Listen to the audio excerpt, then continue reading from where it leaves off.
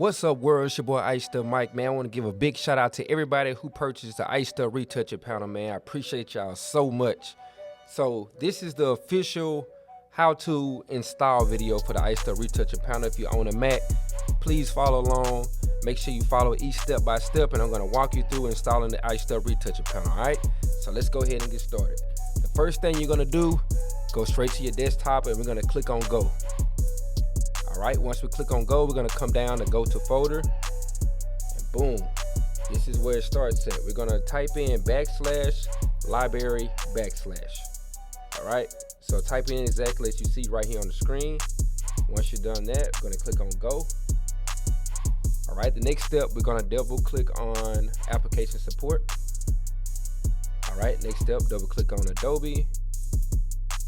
And we're going to scroll down here to CEP, double click on CEP, and then we're going to double click on extensions. All right, so now that we're in an extensions folder, I need you to go ahead and open up your downloads folder, or wherever folder you downloaded your IcedUp Retouching Panel into. I need you to go ahead and open up that, drag the IcedUp Retouching Panel into the extensions folder, type in your password, boom. All right, so make sure that your Photoshop is closed before doing this process, by the way. All right, so once you drag into the extensions folder, we're gonna go ahead and open up Photoshop.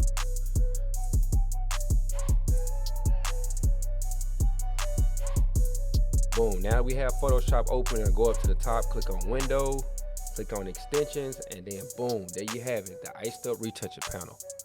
All right, so thank you so much again for purchasing this panel. I hope that everybody enjoys it as much as I do.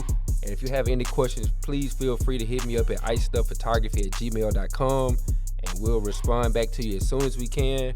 I hope that everybody enjoys this and have a great day.